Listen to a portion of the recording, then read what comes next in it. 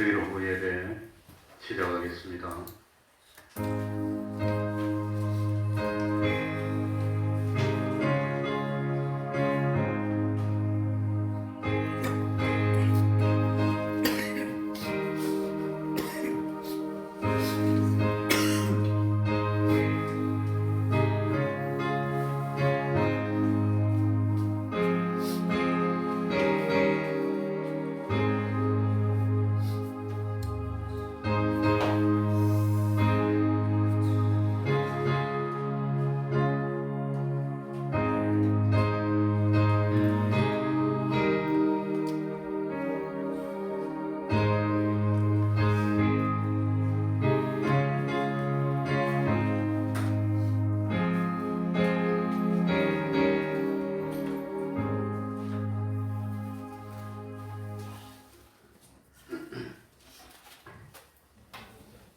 찬송 올리겠습니다.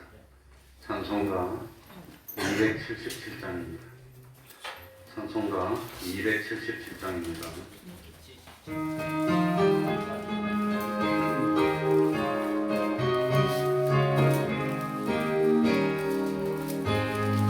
그간의 삶의 백성들을 보라. 수많은 심령 멸망하겠네.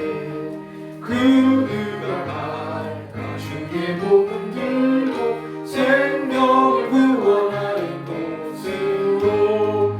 큰 권세 주께 있으니 큰 권세 주께 있으니 너는 가서 주의 복음 전하라. 주가 너 항상 지키리라.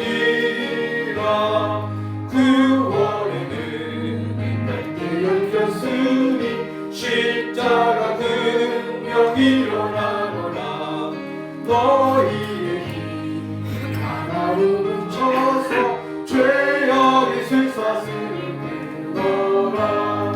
큰 권세 주께 있으니 큰 권세 주께 있으니 너는 가서 주의 복음 전하라. 주가 너 항상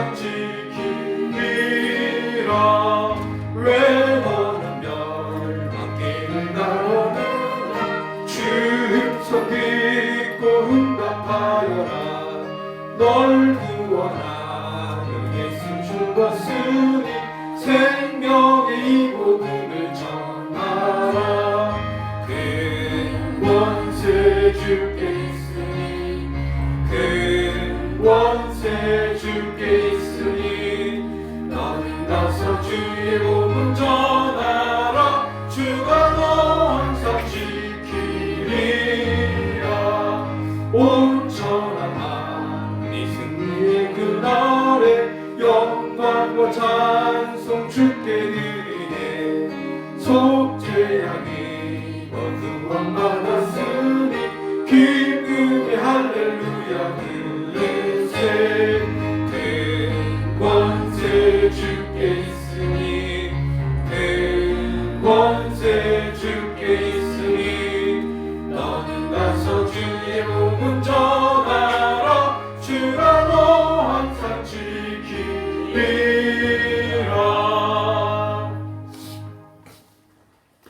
이 시간에는 시편 135편입니다.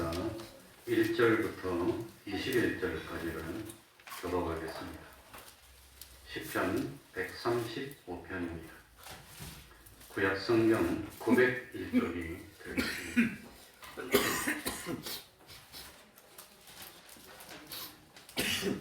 교독하겠습니다. 시편 135편입니다. 할렐루야. 여호와의 이름을 찬송하라. 여호와의 종들아 찬송하라. 여호와의 집 우리 하나님의 정정에 섰는 너희여. 여호와를 찬송하라. 여호와는 선하시며 그 이름이 아름다우니 그 이름을 찬양하라.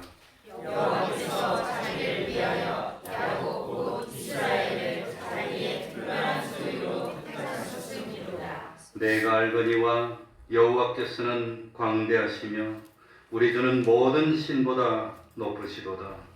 여호와께서 무릇 기뻐하시는 일을 천지와 바다와 모든 깊은 데서 다 행하셨도다. 안개를 땅 끝에서 일으키시며 비를 위하여 번개를 만드시며 바람을 그 곳간에서 내시는도다. 저가 애굽에 처음 난 자를 사람부터 짐승까지 치셨도다. 애굽이여, 여호와께서 너희 중에 징조와 기사를 보내사 바로와 그 모든 신복에게 임하게 하셨도다. 저가 많은 나라를 치시고 강한 왕들을 죽이셨나니 곧 아모리네 왕 시혼과 바산 왕 옥과 가나안 모든 국왕이로다. 저희의 땅을 기업으로 주시되 자기 백성 이스라엘에게 기업으로 주셨도다. 여호와여, 주의 이름이 영원하시니이다. 여호와여, 주의 기념이 대대에 이르리이다. 여호와께서 자기 백성을 판단하시며 그 종들을 긍휼히 여기시리로다. 열방의 우상은 은금이요 사람의 수공물이라. 입이 있어도 말하지 못하며 눈이 있어도 보지 못하며 귀가 있어도 듣지 못하며 그 입에는 아무 기식도 없나니 그것을 만든 자와 그것을 의지하는 자와 다 그것과 같으리로다. 이스라엘 족속아, 여호와를 송축하라. 아론의 족속아, 여호와를 송축하라. 레위 족속아 여호와를 송축하라. 여호와를 경외하는 너희들아 여호와를 송축하라. 다 같이 예루살렘에 거하신 여호와는 시온에서 찬송을 받으실지어다. 할렐루야. 아멘. 이제 이 시간에 하나님께 통성으로 기도드리겠습니다. 하나님 아버지, 주님이시여 이 시간 아버지 하나님이시여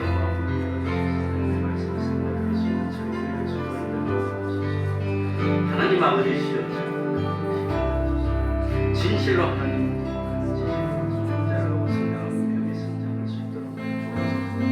아버지 하나님이 언제까지 주님이시여 아버지 하나님 하나님 주님이여 정작 하나님 참 하나님의 뜻을 하나님 아버지 언제까지나 머뭇고 주님 외에는 온전히 주님을 믿는 이제는 삶 온전히 고침받을 수 있는 하나님 아버지 우리 하나님 아버지시여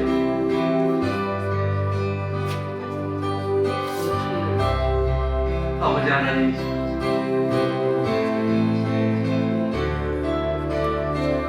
하나님 아버지 하나님 아버지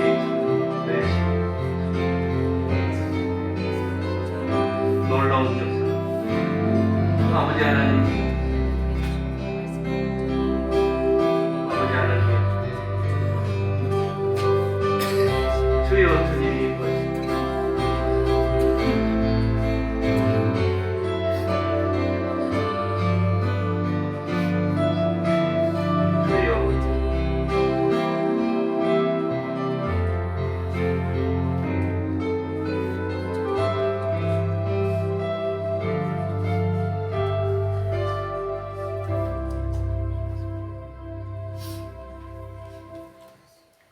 하나님의 말씀은 사도행전 12장 1절입니다. 사도행전 12장 1절입니다.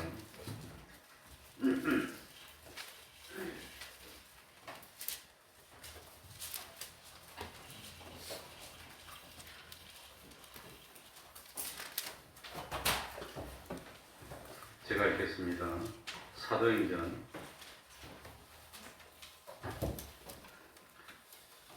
그때에 헤롯 왕이 손을 들어 교회 중 몇 사람을 해하려 하여 요한의 형제 야고보를 칼로 죽이니 유대인들이 이 일을 기뻐하는 것을 보고 베드로도 잡으려 할세 때는 무교절이리라. 잡음에 옥에 가도 군사 내식인 내 패에게 맡겨 지키고 6월절 후에 백성 앞에 끌어내보자 하더라. 이에 베드로는 옥에 갇혔고 교회는 그를 위하여 간절히 하나님께 빌더라. 헤롯이 잡아 내려고 하는 그 전날 밤에 베드로가 두 군사푼에서 두 쇠사슬에 매여 누워 자는데 파수꾼들이 문 밖에서 옥을 지키더니 호련히 주의 사자가 곁에 서매 옥중의 광채가 조요하며 또 베드로의 옆구리를 쳐 깨워 가로되 급히 일어나라 하니 쇠사슬이 그 손에서 벗어지더라. 천사가 가로되 띠를 띠고 신을 덜내라 하거늘 베드로가 그대로 하니 천사가 또 가로되 겉옷을 입고 따라오라 한데 베드로가 나와서 따라갈새 천사의 하는 것이 참인 줄 알지 못하고 환상을 보는가 하니라. 이에 첫째와 둘째 파수를 지나 성으로 통한 쇠문에 이르니 문이 절로 열리는지라. 나와 한 거리를 지나매 천사가 곧 떠나더라. 이에 베드로가 정신이 나서 가로되 내가 이제야 참으로 주께서 그의 천사를 보내어 나를 헤롯의 손과 유대 백성의 모든 기대에서 벗어나게 하신 줄 알겠노라 하여 깨닫고 마가라 하는 요한의 어머니 마리아의 집에 가니 여러 사람이 모여 기도하더라. 아멘. 예, 시간 관계상 12절까지만 읽었습니다.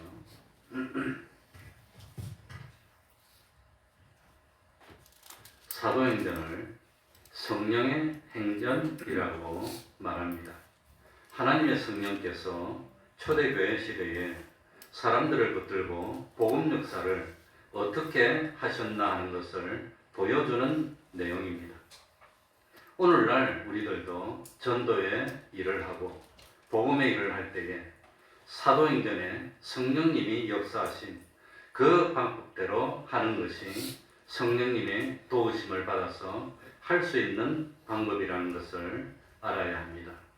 오늘 읽은 사도행전 12장에 보면 크게 세 종류의 사람들이 나옵니다. 사도행전 12장에는 보면 제일 먼저는 유대인들이 나옵니다. 바로 이 유대인들은 무엇의 상징이냐?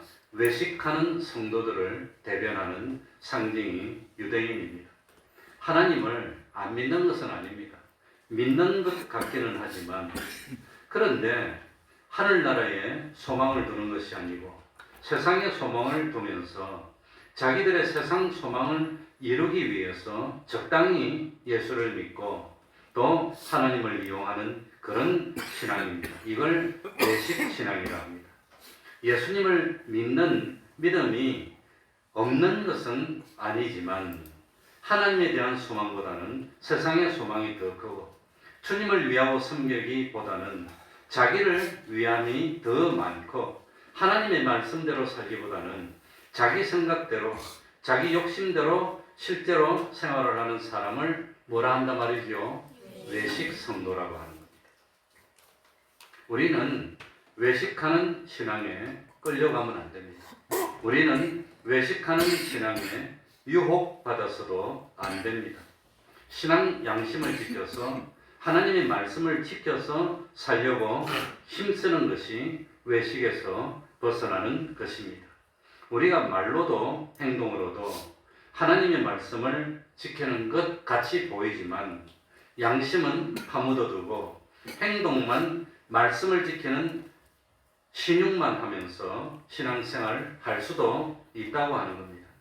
그러니까 자기가 하나님의 말씀을 지키는 것 같지만 양심은 양심대로 두고 사람들의 눈을 속이고 그리고 사람들에게 칭찬받고 인정받기 위해서 양심에 없는 일을 하는 흉내를 내는 것, 이거 외식신앙입니다. 차라리 남에게 속이지 않고 솔직하게 행동해서 내가 틀리고 온전하지 못한 행동하는 것이 사람들에게 드러나게 되면 고칠 수가 있습니다. 이러면 안 됩니다 하고 고칠 수가 있습니다. 고칠 수 있는 기회가 옵니다. 희망이 있는 사람입니다. 그러나 겉은 깨끗하게 보이지만 속에는 깨끗하지 않는 이중의 생활을 하게 되면 고치지 못한다는 겁니다. 고치지 못한다는 것은 희망이 없다는 뜻입니다. 희망이 없습니다. 그래서 초대교회 시절에 예수님 당시에 하나님을 믿고 섬기기는 했지만 그 하나님을 믿는 믿음이 하나님에게 영광 돌리는 믿음이 못 되는 겁니다. 하나님을 위해서 자기를 희생하는 그런 믿음이 못 되는 겁니다.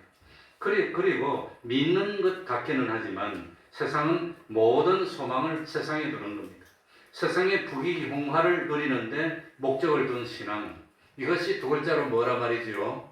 외식이라고 하는 겁니다. 그런데 외식하는 신앙이 다수라고 하는 게 그게 문제입니다. 다수입니다. 두 번째는 진실된 성도들도 있습니다. 정말 하나님의 말씀을 듣고 하나님의 나라의 소망을 두고 하나님의 뜻대로 신앙생활을 하면서 구원을 이루는 것이 목적인 성도들입니다.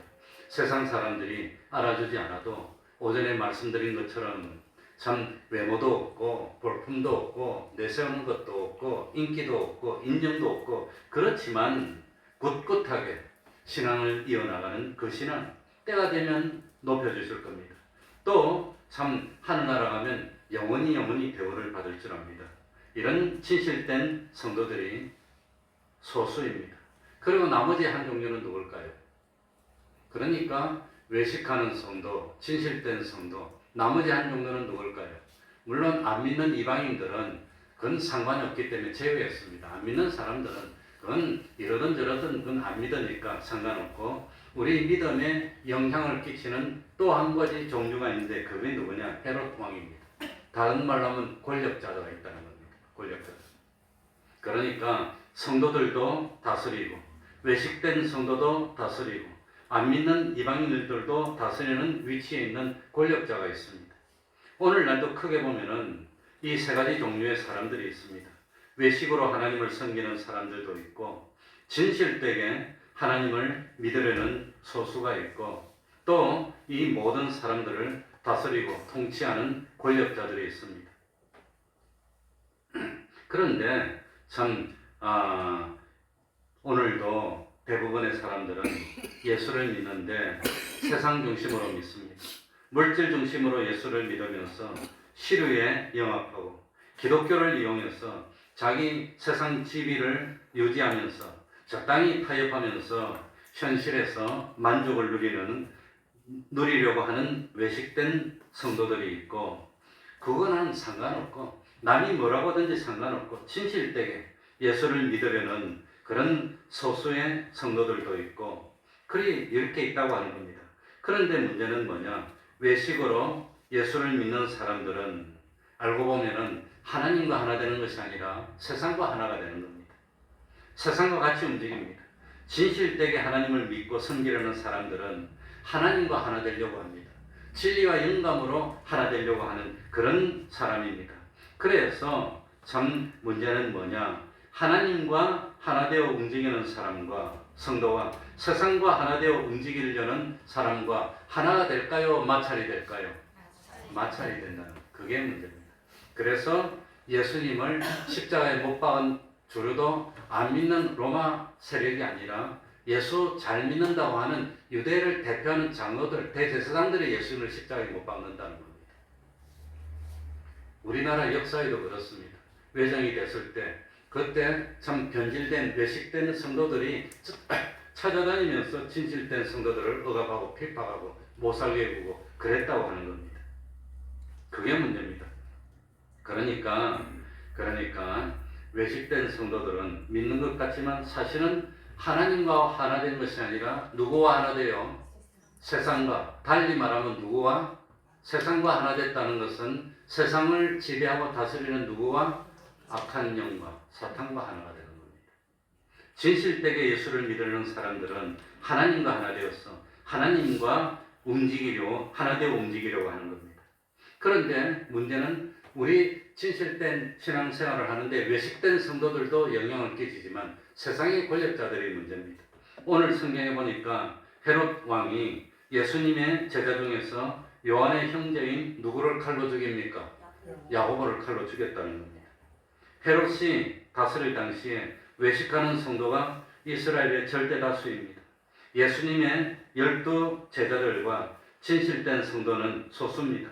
그런데 권력자인 헤롯이 가만히 보니까 다수인 유대인들이 소수인 진실된 성도들을 미워하는 겁니다.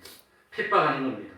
그래서 교회에서 참 예수님의 제자 중에 과격한 우레라는 별명을 받았던 야고보를 붙들어가지고, 야고보와 요한 두 사람이 형제인데 야고보가 형이고 요한이 동생인데, 그 야고보를 잡아서 칼로 죽이니까 백성들이 싫어합니까? 좋아합니까? 좋아하는 겁니다. 좋아하는 겁니다. 그러니까 자, 2절에 보세요. 요한의 형제 야고보를 칼로 죽이니 3절에 유대인들이 이 일을 뭐하고? 기뻐했다는 겁니다. 그러니까 야, 사람들이 좋아한다. 인기가 올라간다. 그러니까 야고보만 죽일 게 아니라 하나 더 죽이자. 그래가지고 하나를 더 죽이면 그 유대인들이 더 좋아해서 헤롯이 야, 내가 외식하는 유대인들에게 인정도 받고 참 다스리는데 도움도 되고 그러겠다. 그래가지고 야고보를 죽이고 누구까지 죽이려고? 베드로까지 죽이려고 했다고 하는 겁니다. 그래서 3절에 보시면은 유대인들이 이 일을 기뻐하는 것을 보고 누구도 잡으려 할세 베드로도 잡아서 죽이려고 했다고 하는 겁니다. 이게 문제입니다. 그런데 베드로도 잡아서 죽이려고 했는데 때가 무교절이 됐습니다. 그러니까 6월절인데 6월절 첫날이 무슨 절이지요? 무교절. 무교병을 먹기 때문에. 그 다음에 여세 동안은 아무튼 6월절입니다. 6월절. 그때는 나무를 먹고 첫날은 아무튼 고기를 잡아먹고. 그러니까 야고보보다도 나이도 위고 사도 중에서 어뜸이 되는 베드로를 죽이면 유대인들이 열렬히 환영하고 기뻐할 거예요. 베드로까지 죽이면 내가 통치하는 데 도움이 될 것 같아. 그러니까 권력자는 잘못도 없는 베드로를 잡아서 죽이려고 가두었는데 하필이면 6월절이 됐어. 근데 이스라엘 백성들은 6월절에 안 죽여요.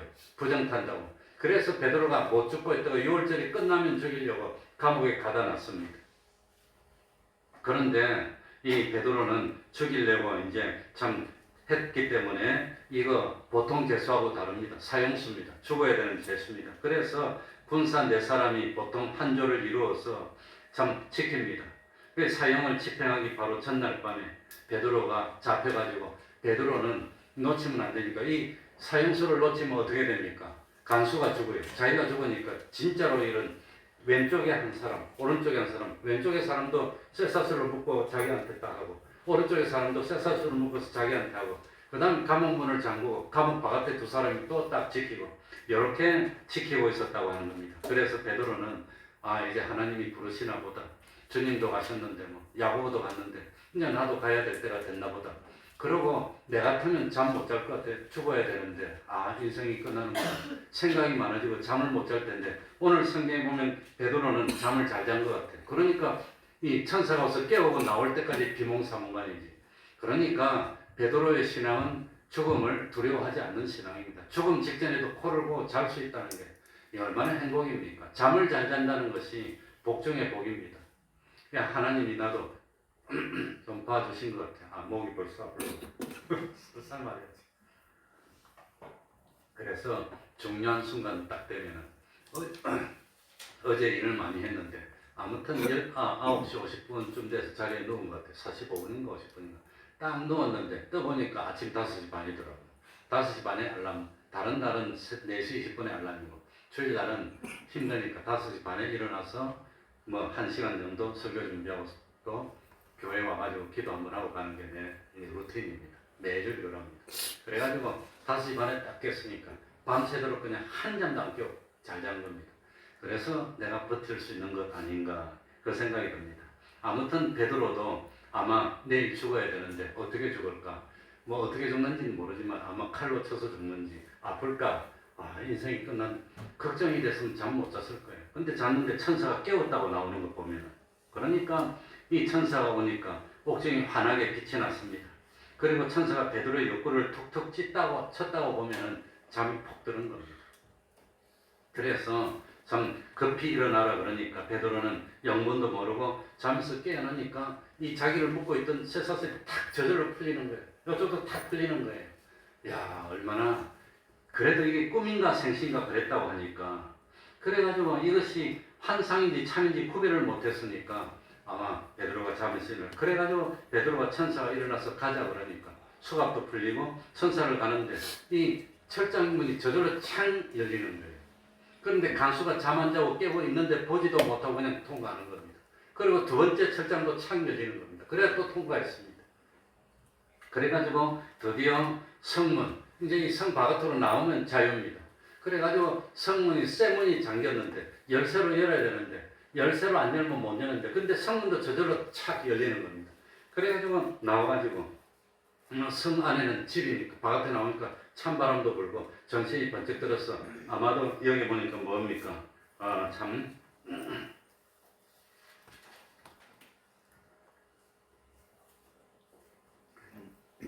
10절에 보시면은 성 바깥으로 나와서 한 거리를 지나며 그러니까 아마도 한 블록을 지난 것 같아요. 한 블록을 지나면서 이 베드로가 완전히 정신을 차리고 잠이 다 깰 때 되니까 천사가 떠났다고 하는 겁니다. 그래서 이 천사는 없어졌고 베드로는 혼자 남게 됐습니다.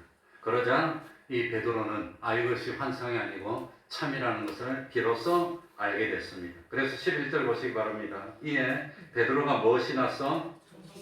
그러니까 이까지 나와가지고 천사가 떠나고 정신이 난 것 보면은 참 깊이 잠들었다가 천사가 깨워졌어. 이게 진짜인가 환상인가 하면서 따라왔는데 천사가 떠나고 나니까 정신이 바짝 드는 게 이거 진짜구나.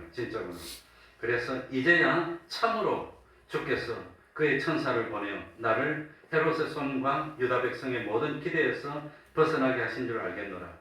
헤롯의 손과 유다 백성들도 베드로 저 보기 싫어 죽겠는데 저거 이제 죽는다 탁 그럴 줄 알았는데 그 기대에서 벗어나서 참 베드로가 자유를 얻게 됐다고 하는 겁니다. 그래서 주님이 베드로의 때가 아직 안 됐습니다. 9절에서 구해줬습니다. 그래서 베드로가 뭘 깨달았나? 하나님이 진실된 성도를 끝까지 지켜주시는구나. 하나님이 진실된 성도와 함께하는구나. 그걸 깨닫도록 알게 됐다고 하는 겁니다. 그래서 베드로는 거리에서 어디로 갈까 생각하다가 마가의 어머니 집에 모여서 기도하고 있는 걸 알고 아마도 마가의 다락방으로 갔던 것 같습니다. 그래서 마가의 집으로 갔습니다. 베드로가 다락방 문을 두드리니까 누가 나왔어요? 로데라고 하는 계집 아이가 나왔습니다. 근데 베드로의 음성이 들리니까 좋아가지고 나 같으면 문을 열어두고 끌어안고 살아왔다고 기뻐하고 할 텐데 그냥 가버렸어. 얼마나 좋았던지 빨리 알리고 싶으니까. 그러니까 베드로 때문에 눈물 흘리고 베드로를 구원해달라고 그냥 죽지 않게 해달라고 열심히 나머지가 기도하고 있었는데 이 로데가 들어가서 베드로가 왔다고 이러니까 이 기도하는 사람들이 이 로데 보고 뭐라고 그럽니까? 15절 보시기 바랍니다. 베드로를 살려달라고 그토록 기도했건만 저희가 말하되 뇌가 뭐하다 하나 미쳤답니다. 베드로가 감옥에 있는데 어떻게 와? 미쳤다고 했다는 겁니다. 그만큼 기도하면서 뭐가 없었어요? 확신이 없었어. 믿음이 없었다는 겁니다. 베드로를 살려달라고 기도해놓고 베드로가 왔다 그러니까 미쳤대. 그만큼 이게 우리들의 신앙을 보여주는 겁니다. 기도하면서 얼마나 확신도 없이 자신감도 없이 그냥 근성으로 그냥 말로만 기도하고 있는지 그걸 보여준다고 하는. 그래도 그런 기도라도 하면 하나님이 기뻐하십니다. 신앙에 따라서. 그런데 신앙이 어릴 때는 그런 기도에도 기뻐하고 들어줍니다. 그러나 자꾸 성장하면 그건 안 됩니다. 어쨌든지 그랬다가 아니라고 그래도 계속 로데가 주장하고 문을 두드리는 소리가 나니까 이번에는 베드로가 온 것이 아니라 누가 왔다고? 베드로의 천사가 왔대. 이렇게 못 믿는데 이렇게. 그래서 15절 끝에 보면 저희가 말하죠. 그러면 그의 천사라 하더라. 16절에 베드로가 문 두드리기를 거치지 아니하면 계속 두드리니까 저희가 꼼짝 놀라. 그래가지고 가서 다 같이 뛰어와서 문을 열어보니까 누가 있어요? 베드로가 있는 거예요. 놀라서 기절했습니다.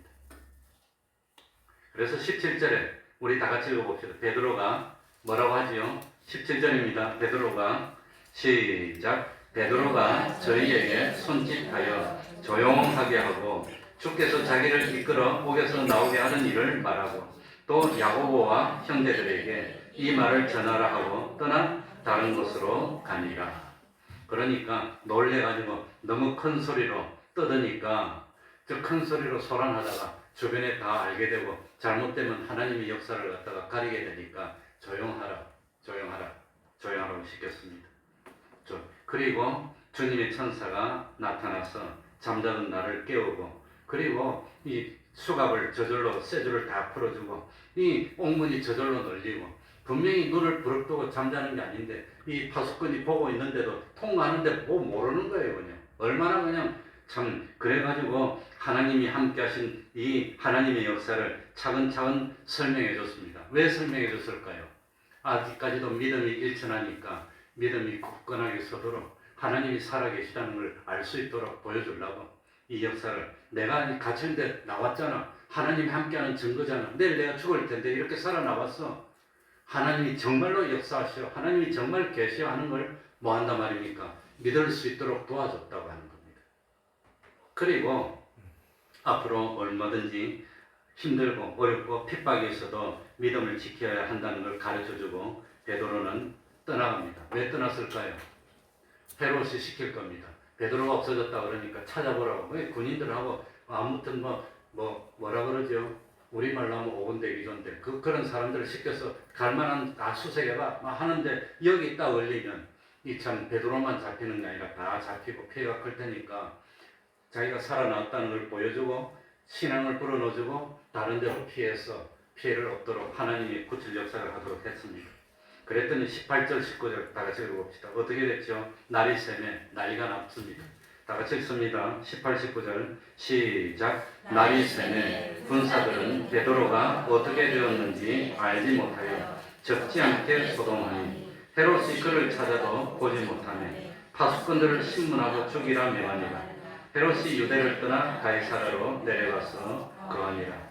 그러니까 베드로가 없어졌습니다. 허둥지둥했습니다.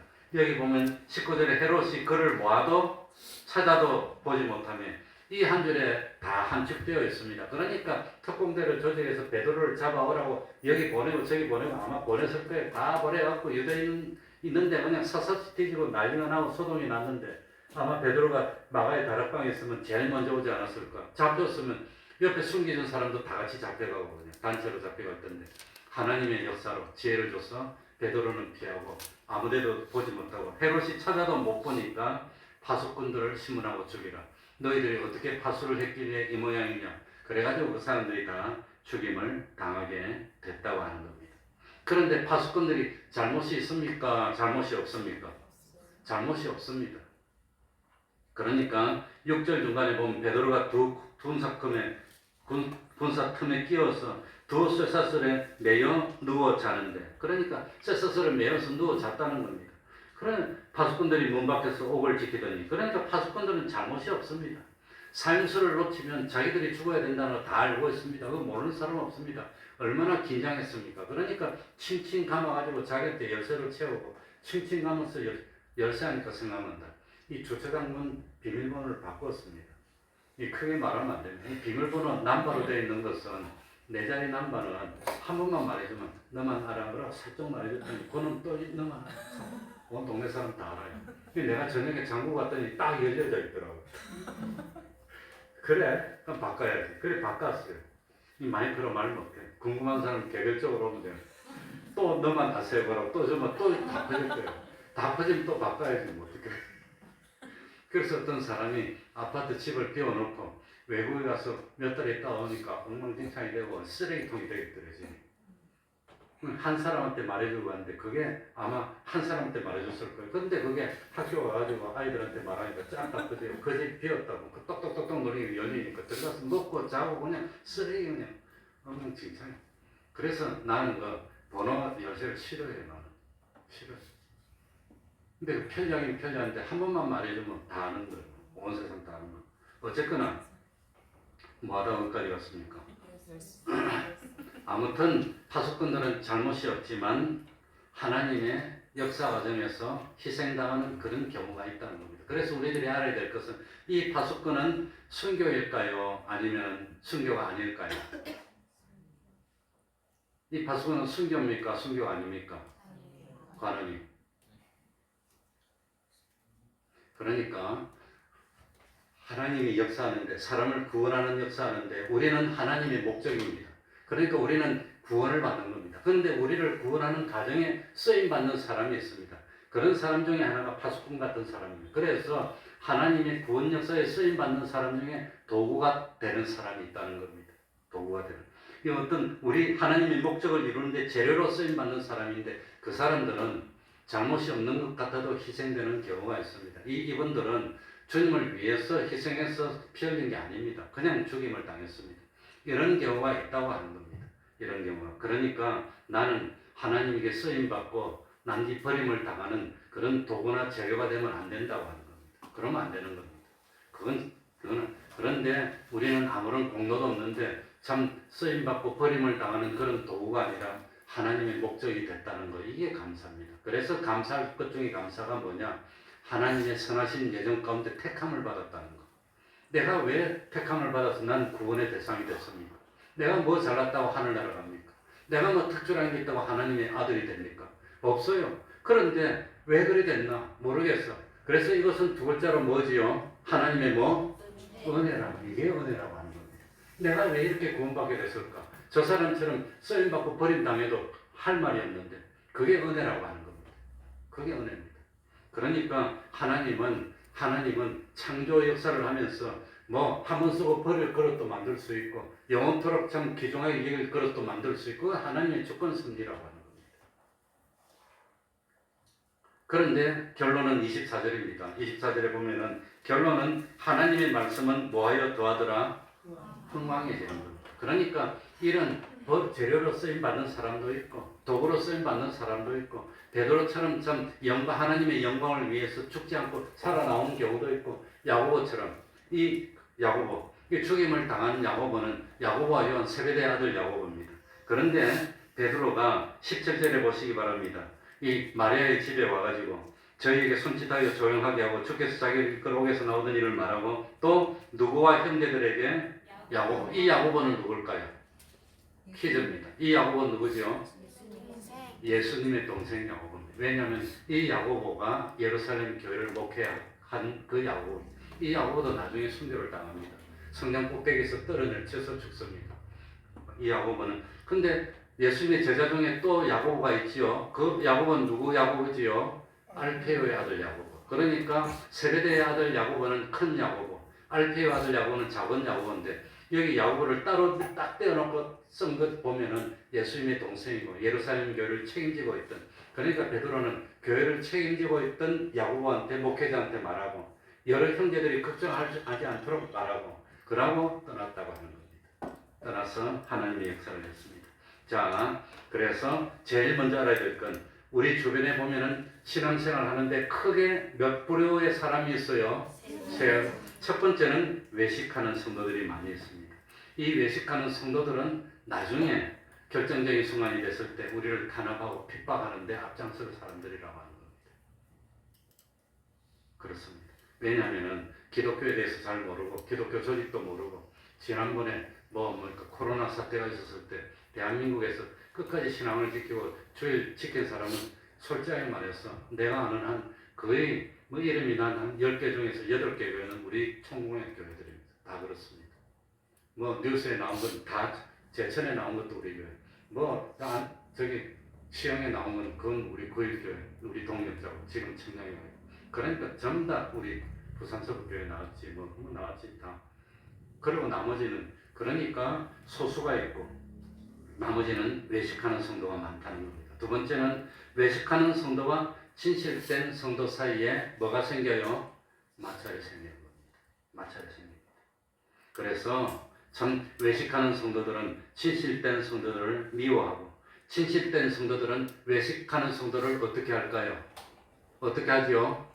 위에서 기도하고 그 사람들. 근데 외식하는 성도들을 미워하고, 그래서 그거의 대표적인 것이 뭡니까? 예수님 당시도 진실된 성도의 대표가 예수님인데, 그 예수님을 핍박해서 죽인 사람이 뭡니까? 외식하는 서기관과 바리새인이요.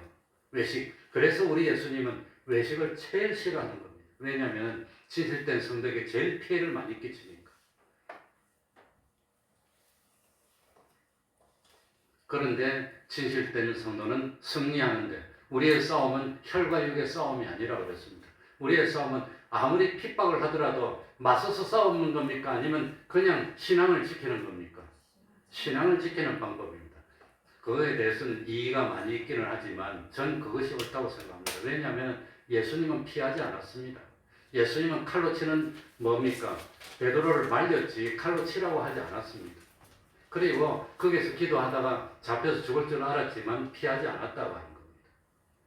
끝까지 신앙을 지키는 겁니다. 이게 우리 방법이라고 생각됩니다. 어쨌든지 그러니까 외식하는 성도들이 있고 진실된 성도들이 있고 그리고 참 신앙이 연약한 사람들은 핍박이 왔을 때 모여서 뭐 해야 됩니다? 기도하니. 성경에 보면은 나가서 외치라는 말은 안 나옵니다. 기도하라고 그랬지. 기도합니다. 그런데 외쳐야 될 사람은 외쳐야 됩니다. 그런 역할을 맡긴 사람들이 있습니다. 외쳐야 될 사람은 외치고 우리는 끝까지 신앙을 지키는 것에서 후퇴하든지 포기하면 그건 지는 겁니다. 후퇴하지 않고 포기하지 않고 그 신앙을 끝까지 지키는 겁니다. 그게 우리가 승리하는 방법이라고 하는 겁니다. 그리고 그렇게 힘들고 어려울 결정적인 순간에 무슨 일이 있냐? 천사의 인도가 있었습니다. 하나님이 간섭해서 기적적으로 도와주는 그런 경우가 있는데 어디까지 도와줍니까? 어디까지 도와줬지요? 성 바깥에 나와서 한 블록 딱 가고 없어졌습니다. 그러니까 내 힘으로 못하는 것, 불가능한 영역에 있을 때 거기서 벗어나는 거기까지만 해주고 나머지 내가 배운 참 진리와 영감으로 판단할 수 있던 때까지 왔을 때는 우리한테 맡기는 겁니다. 그래서 시간이 갔지만 마지막으로 말씀드린다면 천사가 베드로의 손을 풀어서 감옥 바깥으로 나오는 데는 베드로의 공로나 베드로에게 영광이 돌아오거나 칭찬이 돌아올 만한 게 있습니까? 없습니까? 그건 없다고 하는 겁니다. 그 다음에 베드로가 스스로 판단해서 신앙생활을 결정해서 마리아의 다락에 갔다가 피해야 되겠구나 이러면서 신앙을 지킨 그게 베드로에게 상급이 된다고 하는 겁니다. 그러니까 내 힘으로 불가능한 걸 풀어주는 거기까지만 하나님이 도와주고 나머지는 내가 이때까지 배운 진리의 말씀을 가지고 성령님의 감동 가지고 내가 하나님 앞에서 이렇게 하는 것이 옳아 하는 그 신앙 양성을 앞서서 하는 그것이 상급이 되는 겁니다. 그렇게 하기 위해서 끝까지 천사가 개입해서 끝까지 다 이렇게 다 해주고 그러지 않는 겁니다. 이렇게 베드로를 살려줬는데 베드로 마지막에 어떻게 됐지요? 순교했어요. 그럼 그때는 왜 안 살려줍니까? 그때는 순교하는 것이 더 베드로에게 덕이 되니까 끝까지 다 살려주면 베드로는 어디 갑니까? 어떻게 됩니까? 그러니까 결정적인 순간에 하나님의 우리에게 맡긴 그 역사 사명을 다할 수 있도록 도와주시고 나머지는 두는 겁니다. 그러면 베드로는 죽을 줄 알면서도 자기 자리를 가는 거예요. 신앙을 지키는. 그게 우리 할 일입니다. 그래서 우리 태평동 교회는 좀 답답하더라도 좀 힘들더라도 좀 재미가 없더라도 이렇게 하는 것이 옳다는 걸 믿고 따라서 참 구원을 이루는 교회가 됐으면 좋겠습니다. 기도합니다. 하나님 아버지 감사드립니다. 바랍고 바라옵기는 우리 태평동 교회가 참으로 하나님이 기뻐하시고 하나님이 함께하는 교회가 되기를 바랍니다. 그래서 참 어려움이 오더라도 코로나 같은 어려움이 또다시 온다더라도 또다시 참 왔을 때 그때 멋지게 정말로 신앙을 지켜서 하나님을 기쁘시게 하는 그런 믿음 있는 교회 되기를 바랍니다. 하나님 아버지 언제까지나 세상에 휘둘리는 그런 믿음 되지 않도록 하여 주옵소서. 언제까지나 그 작은 재물 때문에 하나님을 참 팔고 이리저리 되는 그런 믿음 되지 않도록 하여 주옵소서. 하나님을 따르는 것보다도 더 중요한 일이 있어서 먼저 가서 참 가족을 작별하고 먼저 가서 참 장례를 지내고 먼저 가서 논밭 다 갈고 그리고 나중에 따르겠습니다 하는 그런 신앙 되지 않도록 하여 주옵소서. 참 하나님이 부르시면 이 세상의 모든 일을 다 버려두더라도 그것이 더 중요하기 때문에 그것을 먼저 하겠습니다 하는 그런 믿음이 생기는 그런 교회 되게 믿음이 장성한 믿음으로 성장하는 교회 될 수 있도록 하여 주옵소서. 그래서 우리 태평동 교회가 주님이 다시 오실 때가 점점 가까워지는 이때에 끝까지 믿음을 지키는 거두투기 같은 교회 되게 해주시고 우리 집사님 기도하신 대로 참 의인 10명이 나오고 의인 50명이 나오는 그런 복된 교회 될 수 있도록 하여 주셔서 진실로 하나님을 기쁘시게 하고 이 땅의 이 동네에 어둠을 밝히는 빛이 되고 부패를 막는 소금 역할을 하는 그런 교회 될 수 있도록 은혜 베풀어 주시옵소서. 예수님 이름으로 기도하옵나이다. 아멘. 찬송을 읽겠습니다. 찬송가 412장입니다. 412장입니다.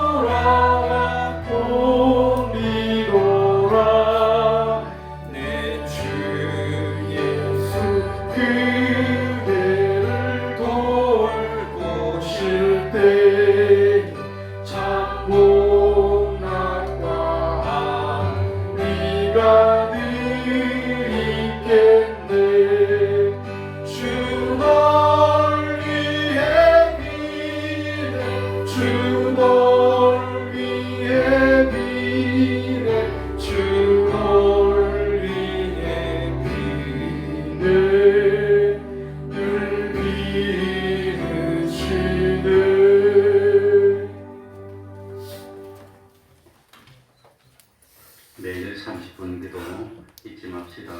성경 읽기 반복듯이 읽어야 됩니다. 밥 먹을 때마다 영의 양식도 먹어야 됩니다. 전도는 교회의 본질적인 사명이 뭐라 그랬지요?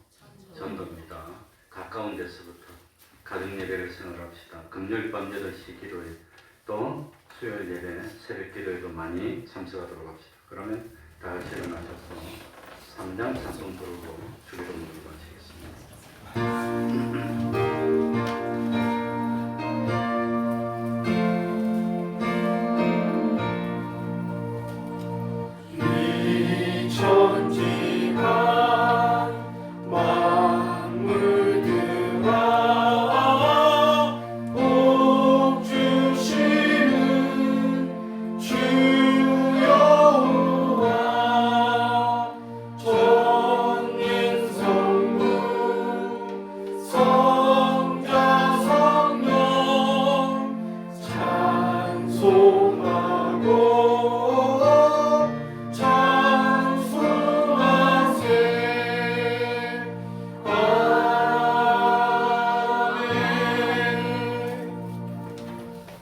하늘에 계신 우리 아버지여, 이름이 거룩히 여김을 받으시오며 나라의 힘없으며 뜻이 하늘에서 이룬 것 같이 땅에서도 이루어지이다. 오늘날 우리에게 일용할 양식을 주옵시고 우리가 우리에게 죄 지은 자를 사하여 준 것 같이 우리 죄를 사하여 주옵시고 우리를 시험에 들게 하지 마옵시고 다만 악에서 구하옵소서. 대개 나라와 권세와 영광이 아버지께 영원히 있사옵나이다.